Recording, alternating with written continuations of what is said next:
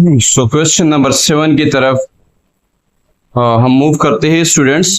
और question number 7 में writer कहता है कि universal set is equal to 1 2 3 4 5 6 7। Set A is equal to 1 2 5 7, set B is equal to 1 3 6 7। और हमने मालूम करना है we have to find A complement.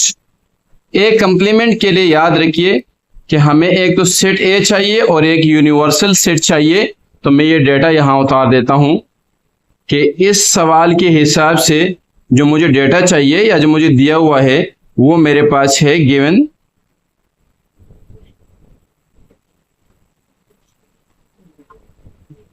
एक मुझे चाहिए universal set U is equal to 1 2 3 4 5 6 7 और एक मुझे चाहिए सेट ए। सेट ए बराबर है 1 2 5 7 and we have to find A complement.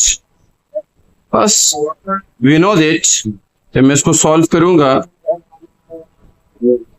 तो मुझे पता है कि ए कॉम्प्लीमेंट बराबर है इक्वल है यूनिवर्सल सेट डिफरेंस सेट ए।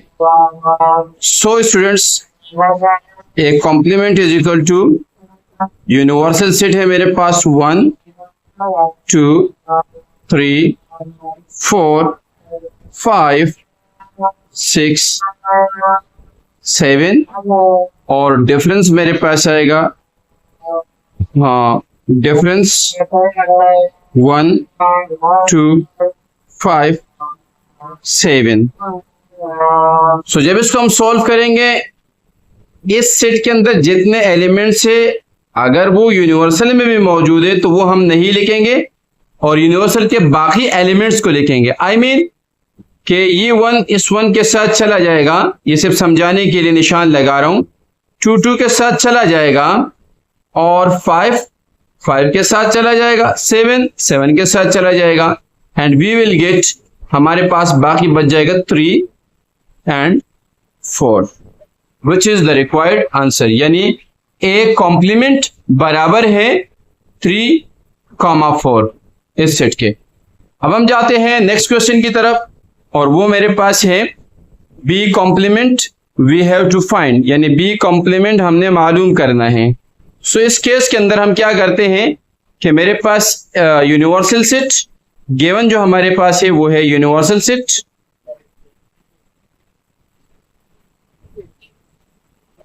और दिस इज इक्वल टू 1 2 3 4 5 6 7 और साथ में मुझे सेट बी चाहिए। जब जिसका कॉम्प्लीमेंट मालूम करना है उसका सेट भी चाहिए।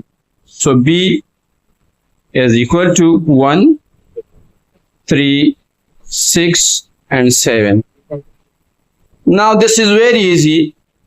अब हमारे पास ये बड़ा आसान है कि एक कॉम्प्लीमेंट जो हमने मालूम करना है अगर हम सॉल्यूशन की तरफ जाते हैं तो ये हमारे पास हो जाएगा A complement is equal to universal set difference B. Sorry यहां पर बी कॉम्प्लीमेंट है, मैंने गलती से लिखा है। सो ये बी कॉम्प्लीमेंट, ये B complement is equal to universal set minus B होता है। So this will be equal to universal set 1 2 3 4 5 6 7 and difference मेरे पास आ जाएगा P set B 1 3 6 7। So B complement shall be equal to 1 1 के साथ 3 3 के साथ 6 6 के साथ 7 7 के साथ चला गया, यानी कैंसिल आउट हो गया, सब्ट्रैक्ट हो गया, डिफरेंस हो गया, यानी जो दोनों में कॉमन होंगे वो हम नहीं लिखेंगे सिंपल अल्फाज में।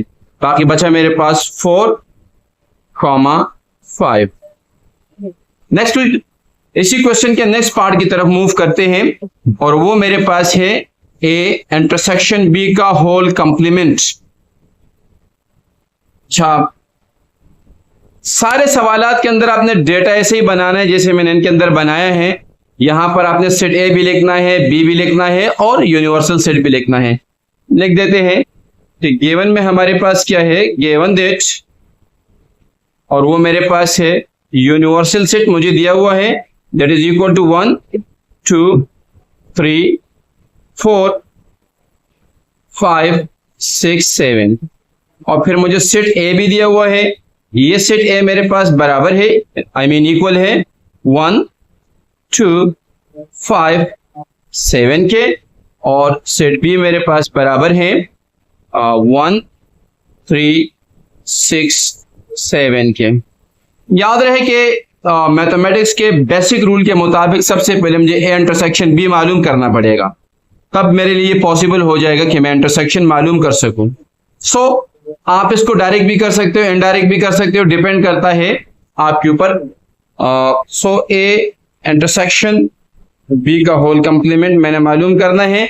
सो आई कैन राइट, मैं अगर सोल्यूशन की तरफ जाता हूं सो फर्स्ट मैं लिख सकता हूं कि मुझे पता है कि सिंस ए इंटरसेक्शन बी का होल कंप्लीमेंट ये इक्वल होता है universal set difference A intersection B, तो मैं डायरेक्ट मालूम कर रहा हूं।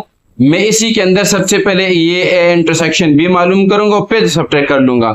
अदरवाइज आप पहले इसको मालूम करके फिर यूनिवर्सल सेट से सब्ट्रैक्ट करें तब भी आपका आंसर आ जाएगा और सेम आएगा, कोई इशू नहीं रहेगा। सो मेरे पास आ जाएगा ए इंटरसेक्शन बी का whole complement is equal to universal set, और यूनिवर्सल सेट मेरे पास है 1 2 3 4 5 6 7, और डिफरेंस मेरे पास ये आएगा, और ये मेरे पास है सेट ए यानी 1 2 5 7 एंड इंटरसेक्शन ऊपर जगह है नहीं, मजबूरन मुझे नीचे लिखना पड़ रहा है, और बी मेरे पास है 1 3 6 7। So students I can write A intersection B का whole complement is equal to, ये मैं फिलहाल सेम लिखूंगा, और ये मेरे पास है 1 2 3 4 5 6 7, और डिफरेंस इन दोनों का इंटरसेक्शन लेता हूं। इन दोनों में अगर मैं देखता हूं तो मेरे पास कॉमन एलिमेंट जो है 1 कॉमन है, तो लिख लेता हूं। 2 नहीं है, 3 नहीं है, 4 तो है ही नहीं, 5 नहीं है, 6 भी नहीं है, और 7 भी। अब इन दोनों का डिफरेंस निकालता हूं। So I will get A intersection B का whole complement is equal to 1 और 7, 1 और 7 को आप निकालिएगा। So you will get 2 3 4 5 and 6 which is the required answer। Next part की तरफ हम चलते हैं, और वो मेरे पास है ए यूनियन बी का होल कंप्लीमेंट। सो इसको जब हम सॉल्व करते हैं, डेटा आप जैसे मैंने सवाल के अंदर डेटा लिखा है आप इसके अंदर भी लिख सकते हो, लिहाजा मैं डायरेक्ट सॉल्यूशन की तरफ चलता हूं।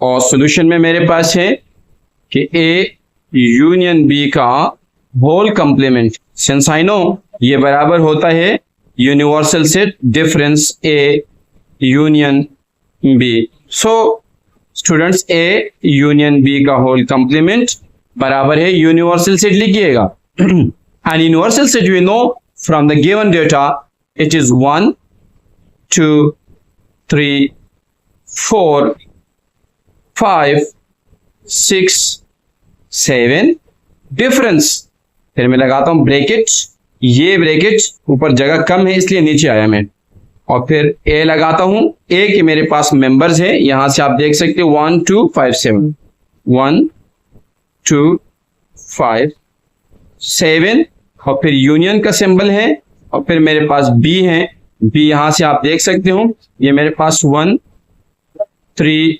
6 और 7 है। पहले वर्क हम ब्रैकेट के अंदर करेंगे, आई मीन इस ब्रैकेट के अंदर, और फिर इसके साथ डिफरेंस मालूम करेंगे। So this implies it A union B का whole complement is equal to उस वाले सेट को यानी यूनिवर्सल वाले सेट को मैं सेम लिखता हूं 1 2 3 4 5 6 7।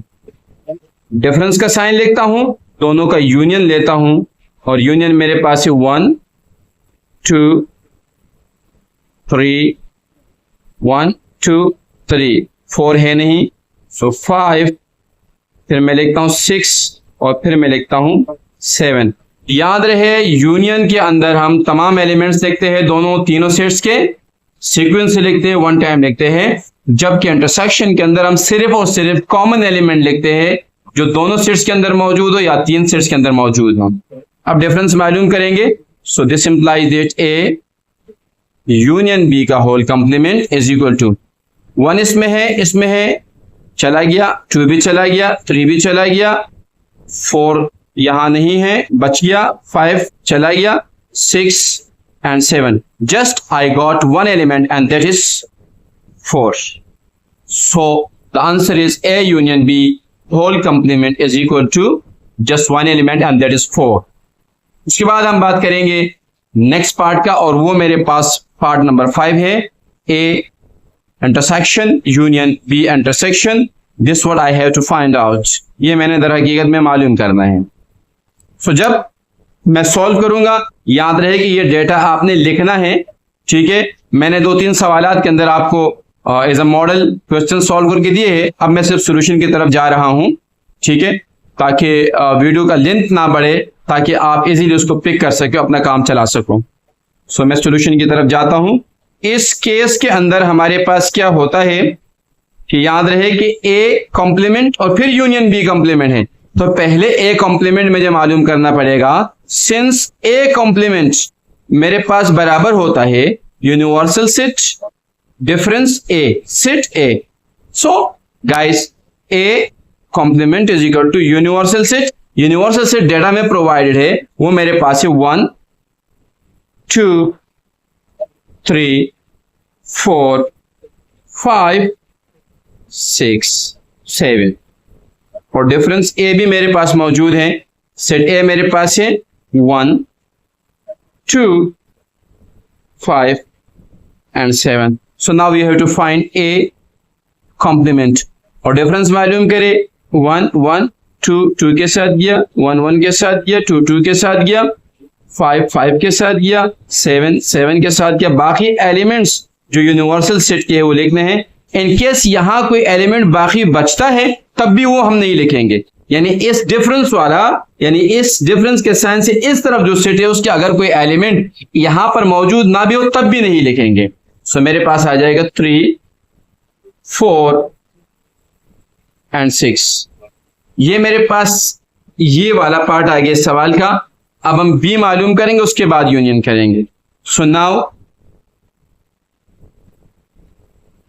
B intersection is B complement is equal to universal set 1 2 3 4 5 6 7. The difference is set B, and set B is here 1 3 6 7 1 3 6 7. So B complement is equal to, ये मेरे पास बराबर होता है 1 1 के साथ, 3 3 के साथ, 6 6 के साथ, 7 7 के साथ चला गया। मेरे पास बचा 2 और 4 और 5, मेरे पास 2 4 5 बचा। नाउ अब हम क्या करेंगे, इनका यूनियन मालूम करेंगे। सो हमारे पास A complement union B complement बराबर है। ए कॉम्प्लीमेंट मेरे पास यहां पर मैं निकाल चुका हूं 3 4 and 6, और यूनियन और बी कॉम्प्लीमेंट भी मैं निकाल चुका हूं, वो है 2 4 और 5। अब दोनों का यूनियन लेंगे। So A complement union B complement is equal to, union में सबसे पहले 2 लिखूंगा, फिर 3 लिखूंगा, फिर 4, फिर 5 एंड फिर 6। which is the required answer. Now students, we are moving toward the next question, and that is A complement union B complement. ये सवाल रिपीट हो रहा है. आई थिंक ये यूनियन नहीं है बल्कि ये इंटरसेक्शन है. सो करेक्शन करता हूं, A intersection intersection B intersection. जी स्टूडेंट्स, यही है. हाँ, गुड. सो नाउ बिल्कुल सेम अप्रोच है जैसे इस सवाल के अंदर है.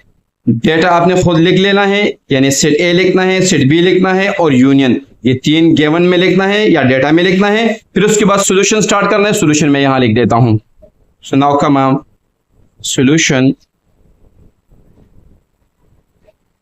और मेरे पास है वही बात है. तो सबसे पहले since I know that A complement is equal to universal set minus A, and so I can write कि A complement is equal to universal set 1 2 3 4 5 6 7 और फिर डिफरेंस A लिखता हूं. A आपको यहां नजर आ रहे 1 2 5 7 1 2 5 and 7. so A complement is equal to, अब डिफरेंस मालूम करें, 1 1 के साथ जाएगा, 2 2 के साथ जाएगा, 5 5 के साथ जाएगा, 7 7 के साथ. So I will get 3 4 and 6. This is the answer of A complement. Now B complement मालूम करते हैं. So B complement, since B complement is equal to universal set difference set B, उसी अंदाज से करेंगे और ये हमारे पास आ जाएगा B complement is equal to universal set. Universal set मेरे पास वही है 1 2 3 4 5 6 7 और फिर मेरे पास सेट B यहां से आपको नजर आ रहे 1 3 6 7. सो डिफरेंस मालूम करेंगे एंड 1 1 के साथ किया, 3 3 के साथ किया, 6 6 के साथ और 7 7 के साथ. सो बाकी मानदा एलिमेंट जो है वो है 2 4 5. सो A भी आ गया, A कॉम्प्लीमेंट भी आ गया, B कॉम्प्लीमेंट भी आ गया. अब इनका इंटरसेक्शन लेना है हमने. So now A complement intersection B complement is equal to, so A की वैल्यू मेरे पास यहाँ मौजूद है जो मैं निकाल चुका हूँ, 3 4 6 और इंटरसेक्शन, और B डैश है मेरे पास 2 4 and 5. So A complement intersection B complement is equal to, intersection करना है सिर्फ, यानी दोनों में इंटरसेक्स कौन से एलिमेंट्स कर रहे हैं. तो 3 है, 3 नहीं है, 2 नहीं है, सो 4 इंटरसेक्ट कर रहा है, and this is the required answer. Thank you for watching my videos.